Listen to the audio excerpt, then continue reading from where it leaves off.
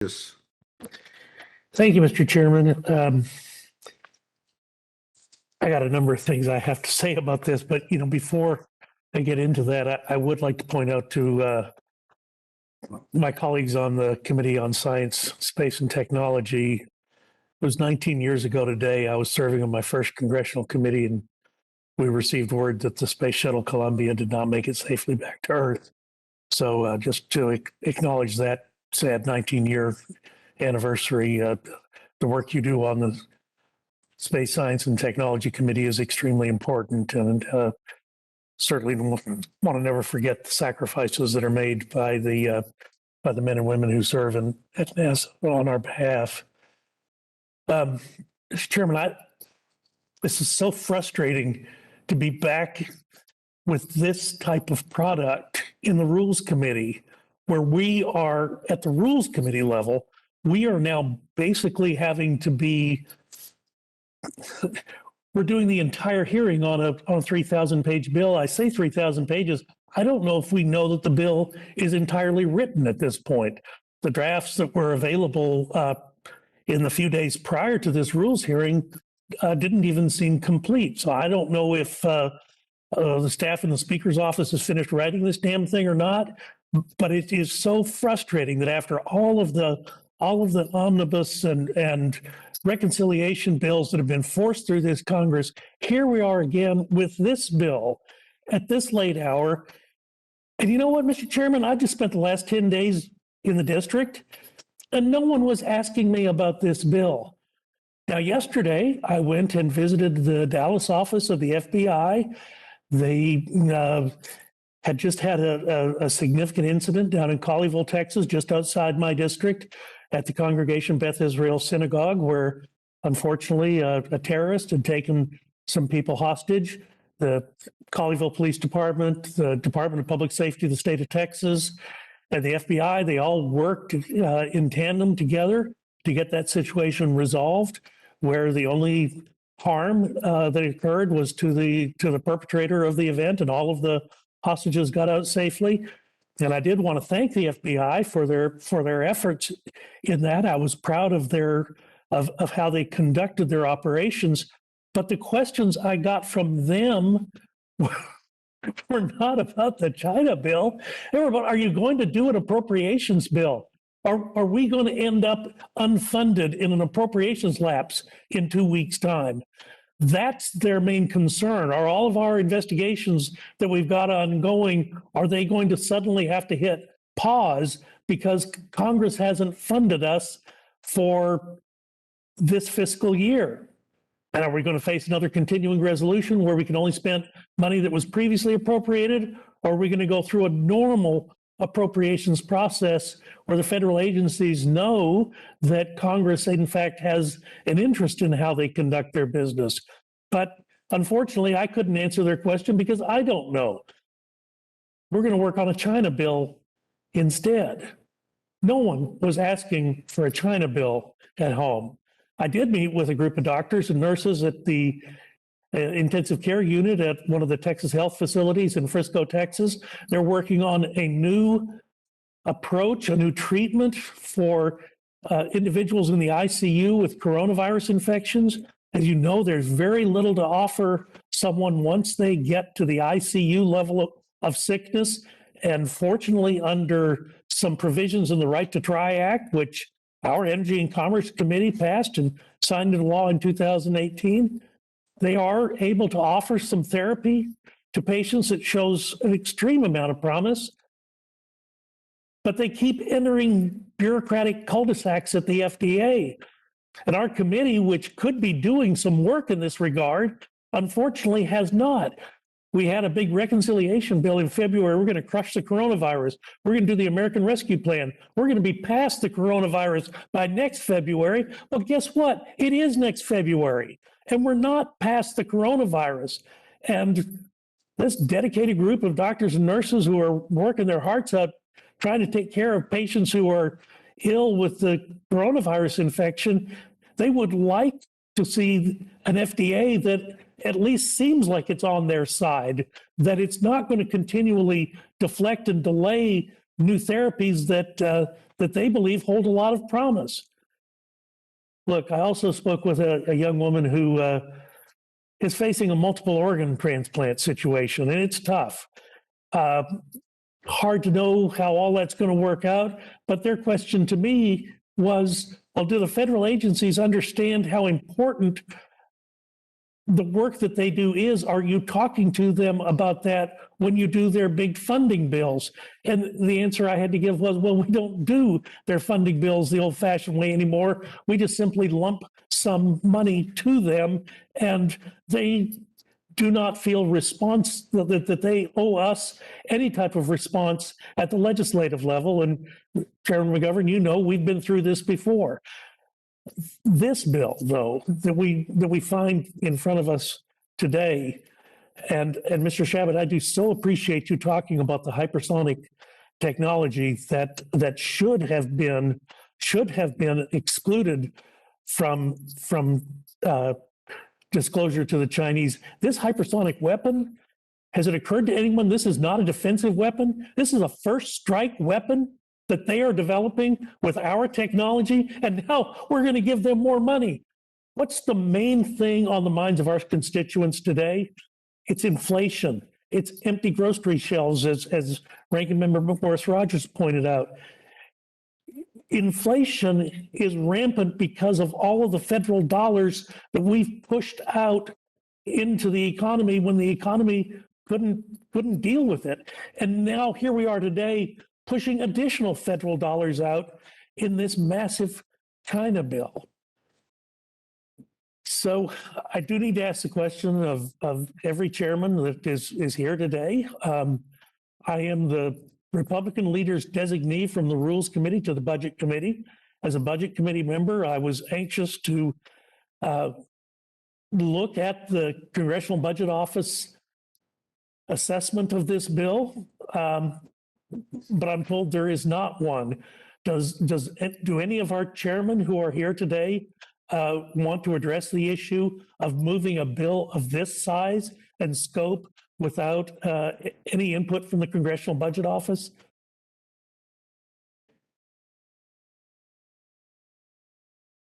I'm not seeing any takers on that. I just have to ask, what is the rush that we've got to get this thing through without even knowing the budgetary impact of a bill of this size? I've kind of coined the term China bus for this bill. It's like an omnibus China bill. Are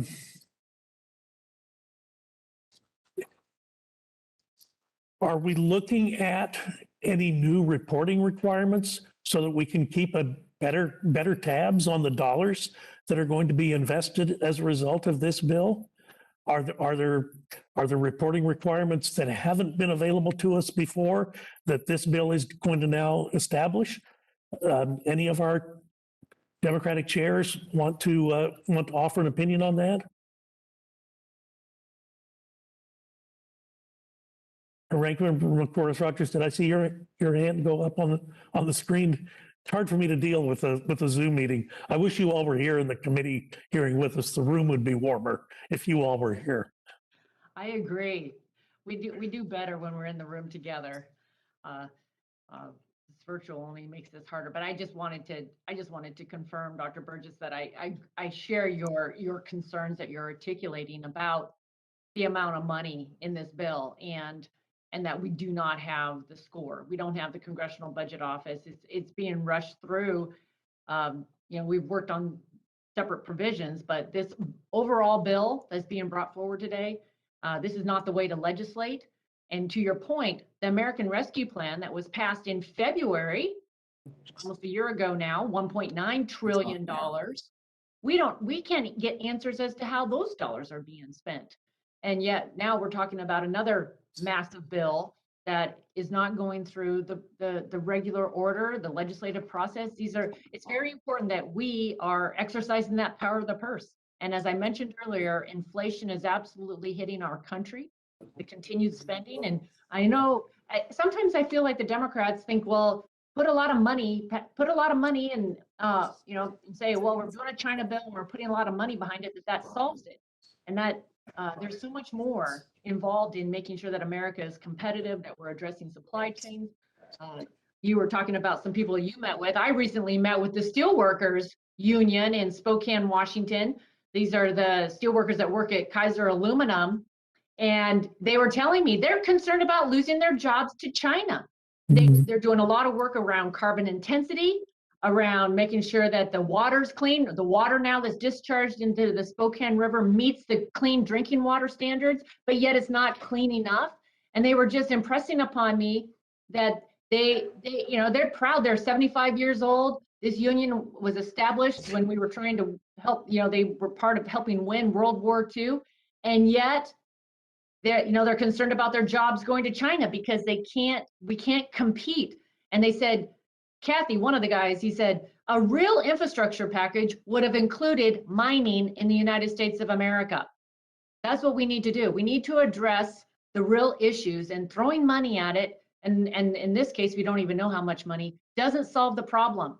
And I think we got to go to the root issues here. That's permitting, it's the regulatory environment, it is access to raw materials. There's a lot of issues that need to be addressed that I think most Americans realize it just doesn't make any sense that we're not addressing them.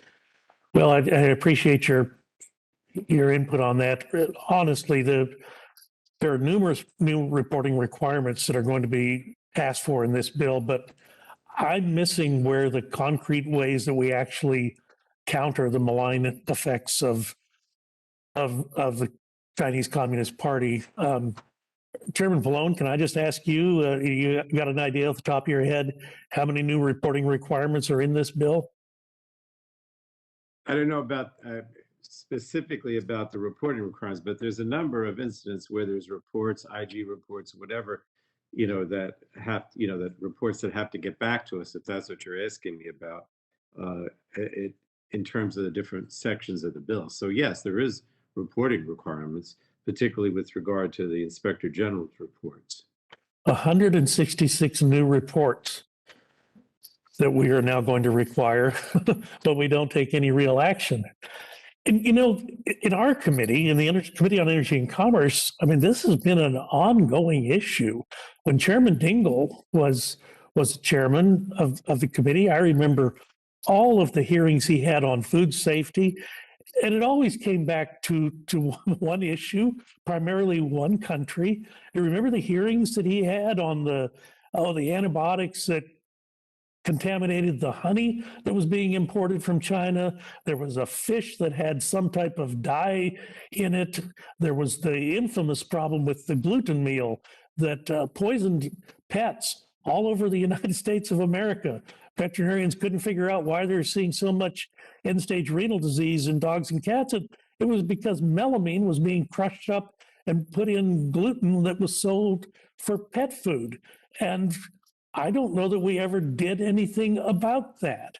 We all remember in 2008, the heparin scandal, where China had contaminated the heparin supply. It affected a lot of dialysis centers around this country where patients actually died from being injected not with heparin, but with hypersulfated chondroitin sulfate, which turned out to be a molecule that was patented in China, that was used to contaminate the heparin supplies. And we had multiple hearings in Energy and Commerce, but I don't think we ever came to a conclusion about it.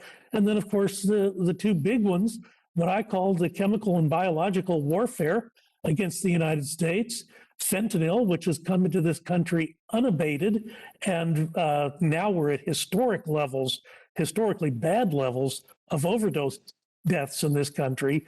And we're about to pass a historic milestone on the number of coronavirus deaths. Well, Dr. Burgess, look, let me just say a couple things. First of all, as many as has been said, Actually, Chairman, in this committee, the time right now is mine. So let me finish my thought, and then I'm happy to yield to you. I'm sorry.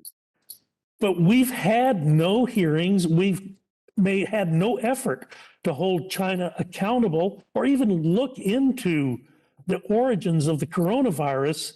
And Yet every one of us would agree it's had a devastating effect, not just on our country, but on the world. And I have to I don't disagree with understand you. why, I don't understand why we would not be more aggressive looking into that. Our Well, I committee is not disagree with one. you. You Our tell me committee when is I can not speak, one. but I Yeah, have to disagree with it's a you. time, so I do control the time. The Energy and Commerce Committee, it's painful to me to watch the Energy and Commerce Committee be so passive in the face of what is happening, what is currently ongoing.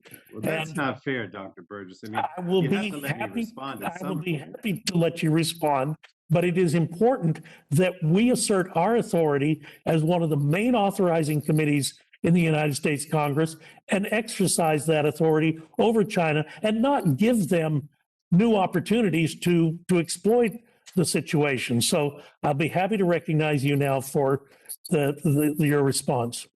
Well, first of all, I think that I believe, I mean, I can give you all the dates that we've had hearings on so many of these things with regard to the coronavirus. And as even the ranking member said, many, I would say most, in this case, most of the bills that are in this America Competes Act that have come out of our committee have actually had a hearing, come out of committee. Many of them have even passed on the floor and sent to the Senate. So in terms of this particular bill, almost, I think, with a couple of exceptions, almost everything in here has either come out of the committee or passed on the floor already. We've had many hearings on the coronavirus and what's happening. In fact, we have, I think we have a hearing tomorrow on the whole issue of price gouging during this period. But what I wanted to say, if I could, just briefly too, is, I heard the ranking member say, and I respect her a great deal, as I do you, Dr. Burgess, that the problem with this bill is that, from what I understand, what she's saying is that we should just have we should be in favor of market economy and not try to help, have grants. She talked about the $45 billion loan package. My problem, the problem that I see with China is that they continue to subsidize, they continue to have this sort of command and control approach. And so many other countries are doing the same thing, which makes it very hard for us to compete. So I do think to some extent we do have to have programs that, give money, if you will, to a manufacturer who wants to relocate to the United States or wants to develop some new technology in the United States, as we do with this $45 billion package. If we don't do that and we just say, okay, we'll just have no barriers to trade, the other countries are going to continue to eat our lunch. I mean, the problem I see is we continue to say, okay, laissez-faire, let's do everything. Everybody can sell their goods here. We'll sell their goods there. But they don't buy our goods because they have all kinds of barriers and they subsidize everything, not just China, but so many of the other countries. So I do think it is important for us to have some funding that says, look, if you want to move your manufacturing facility here from wherever, from China, we'll help you do that. If you want to develop a new technology here, we'll give you some help with grants or loans so you can do that. If we don't do those kinds of things, which is the heart of this Competes Act, to help companies that want to relocate or do things here or develop technology or do research here, then we're never going to be able to compete. So, I kind of disagree with some of the ideological things that are being said here on the Republican side, because we're trying to compete in some ways by, helping these businesses relocate and do things here. I don't think you can expect them to do that unless they get some help. But I don't want to keep talking. I thank you for the opportunity. Well, since you brought up that issue, let me just ask you,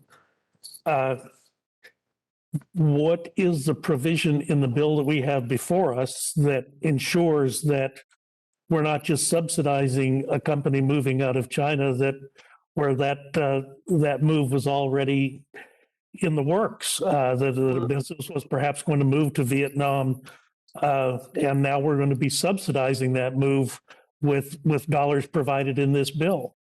Well, look, you have to have a certain level of flexibility. Like we talk about the $45 billion grants loan program to support, things like developing or acquiring new equipment or relocate a manufacturing facility. I mean, I don't think, the rules will be developed by the Commerce Department. I don't think that we can legislate everything about that. The idea is that we're trying to bring things back here and we set up a program to do that. I don't think Congress can legislate all the details of that. there has to be some flexibility on the part of the Department of Commerce to accomplish that. But you guys, I appreciate the fact that the ranking member and you have talked about China so much over the last year or two, and I do think that people are worried about that. I mean, when I go home, people do talk about China in competition. I think you suggested that maybe they don't. I agree that the big issue still is COVID, certainly, but a lot of people when I go home talk to me about what are we going to do to bring things back and bring manufacturing back, and that China's eating our lunch. I mean, people do talk to me about that at home. So I disagree with you. Just to go back to your previous point about the assistance of subsidizing a company leaving China, is there any restriction that would prevent that company from going right back to China after they consumed the subsidy that we generously provided in this China bill? There is. I don't have the specific in front of me, but yes, there are some guidelines in that regard. But a lot of that's going to have to be worked out by the Commerce Department in terms of the details when they issue these grants. So this language in this bill is different from where the Senate ended up on some of these same parameters. I can't speak to it because we didn't have a hearing in the Energy and Commerce Committee, but are you seeing something that the Senate didn't see in that regard? We had a hearing on most of the things that are in this bill from the E&C jurisdiction. We did have hearings on, and they did come out of the committee. Some passed the House, some did not, but most of them came out of committee. The fact remains the Senate language is different. And I, for one, don't know how to reconcile the differences that we're seeing in the Senate language with what you're proposing. Ranking Member Morris Rogers, did you want to respond to that? Well, I want to clarify, one of the biggest provisions that was added to this bill is the $45 billion for the supply chain resiliency. We had a hearing on supply chains, but we have not had we haven't had a markup on this provision. We haven't had a markup on this $45 billion and had the opportunity to really go through that as a committee to make sure that we're being as smart as possible with that $45 billion.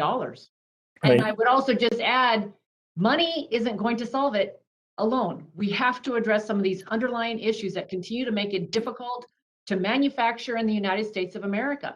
Makes it difficult to permit, how long it takes, the cost involved. We have to look at the permitting processes, the regulatory processes, the access to raw materials, the minerals. That is part of doing manufacturing in the United States of America. And that has to be a part of really being, if we're going to be honest about what it's going to take for America to lead and be competitive. Well, thank you. And while we're on the subject of money, there's also the small matter of $8 billion for the United Nations Green Climate Fund, which unfortunately does not hold some of the world's worst polluters accountable. So why should we be spending another $8 billion of taxpayer money on the UN green climate programs when some of the worst polluters will not be held accountable? You're talking about the solar provisions, or you're talking about the greenhouse? I'm talking about the green climate. What was that, Doctor?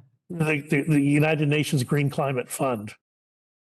You're talking about in Build Back Better, or for no, in this bill, $8 billion in the United Nations Green Climate Fund. Oh,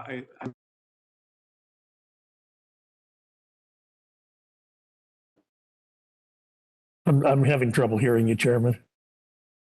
Dr. Burgess, that didn't come out of our committee. I'm not. It's in there, but it's. I think Greg has to answer that. Very well. Yeah, I'm happy to yield to the Chairman of Foreign Affairs. Yeah, look, let me ask you this. I don't think that having 120 pages and a 3,000 page bill focused on safeguarding a sustainable future for American families and positioning America to win the green energy and green economy competition is inappropriate. We're talking about the future and being able to compete with China. So I don't understand what's disturbing colleagues. So we've already made substantial investments in that regard. But I guess the question is, where do you hold other countries accountable for their contributions to Well, we're focused climate problems? on China, and China is the major cause of pollution. So if we're focusing and trying to hold China accountable, then we should also hold them accountable for polluting the air and as we try to preserve this planet. Yeah, but the problem though is the dollars don't do that. They just simply go. There's no accountability tied back to them. In fact, I will make that. I will have an amendment in that regard as we get later into this process. Ranking-Member Shabbat, can I just ask you a question about the W visa classification that is included in this bill?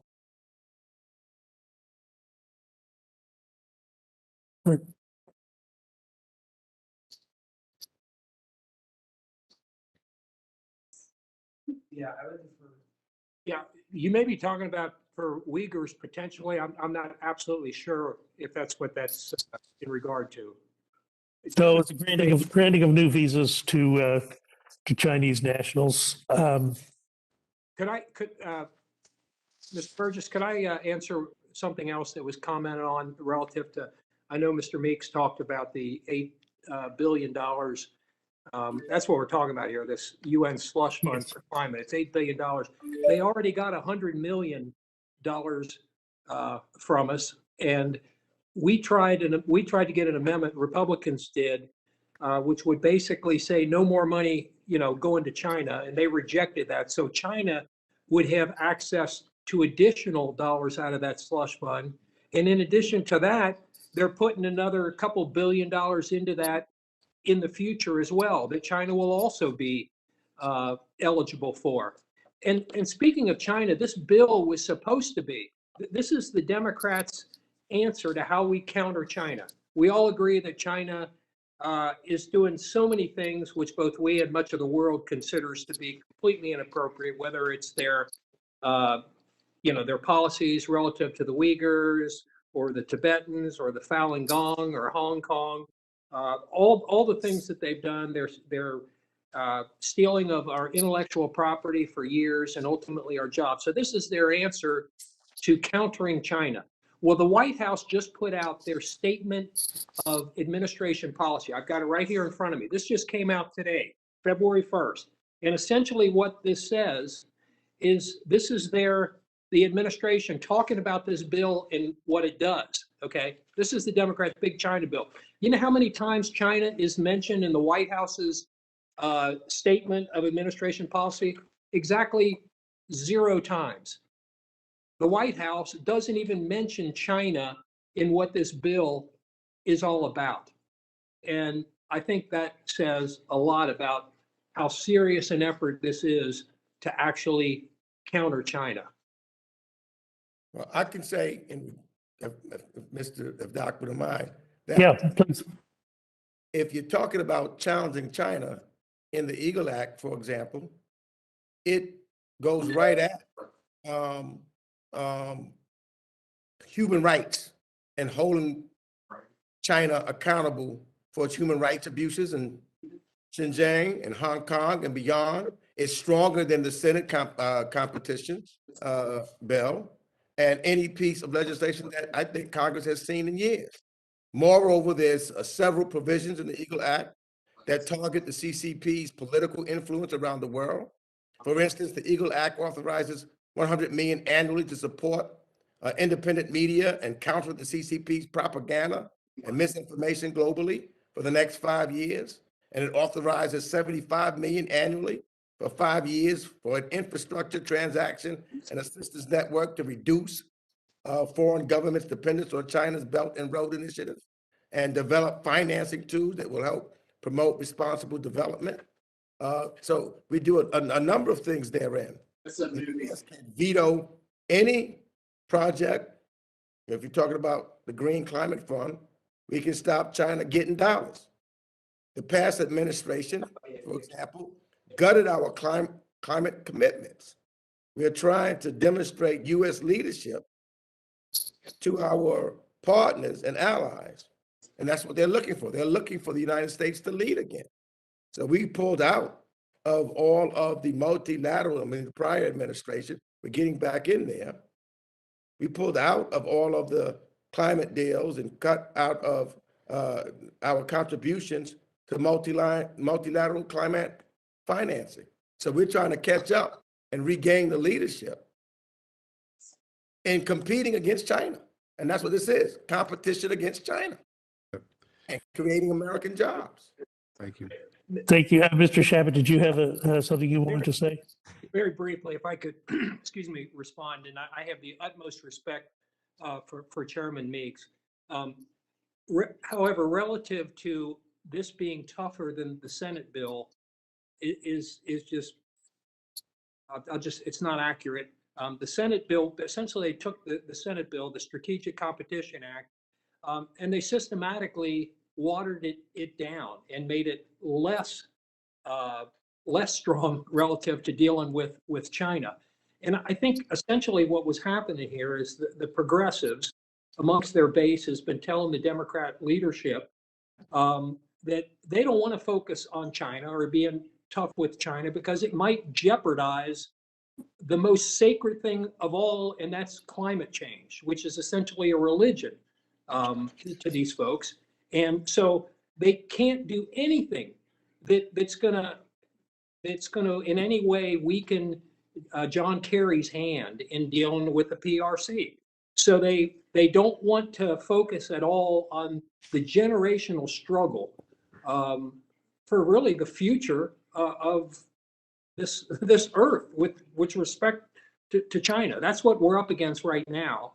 I think we all realize that, but their leftist base doesn't want to do anything that's going to jeopardize, dealing with China and trying to get them to go along. And essentially what will happen is China will say what they'll do down the road. And all these agreements, we have to do it now. And it kills American jobs right now. And that's in exchange for promises from the PRC down the road, which, let's face it, are never going to happen. So unfortunately, that's where we're at. This is a bill that was supposed to be about countering China. And the White House today comes out with this and doesn't even mention China in their bill. I think that lack of saying anything, I think, says it all. So, Mr. Shabbat, can I just ask you, is there do you have Dr. Burgess, you have this, we don't have a 5-minute rule in the rules. These are obvious. You've been going, this has been over half an hour. I would, if I think. It's important. This is the only hearing we're going to have on this damn bill. You know what? I mean, we can revisit whether or not we maintain this tradition, but Can I just ask Mr. Shabbat one follow-up question? All right, yes. So, Mr. Shabbat, let me just ask you this. You've looked at this for a long time. You've studied this for a long time. Do you have an opinion as to whether or not this House, we know the House bill will pass because they've got the votes. Will there then be a House Senate conference on this? Or is this then dead for the year after it passes in the House? I'm afraid it's dead. Obviously, the Democrats control both the House and the Senate, so I can't predict with any certainty what's going to happen. And the Democrats have the vote just as they did in committee. We wanted to work with them on this, but this got 0 Republican votes in committee in the markup there. It was a long markup, and the chairman is absolutely right. They did afford us amendments, which they ultimately voted the vast majority of them down. But the Senate bill is so different. It's so much tougher than the House bill, and it was bipartisan. That's the irony of all this. Their bill, which was bipartisan, was tougher than this House bill. Again, the principal reason their liberal base doesn't want to do anything that's going to in any way jeopardize getting some agreement with China on climate change. Well, thank you for that answer, Mr. Chairman McGovern. I will yield back to you. I do feel obligated to point out when we have these massive bills and the only attempt to modify them is going to be at the Rules Committee, we've got to be expected to spend some time on it. That's what our job is here. So I thank you for your indulgence and I'll yield back. Yeah, and I appreciate that. You're also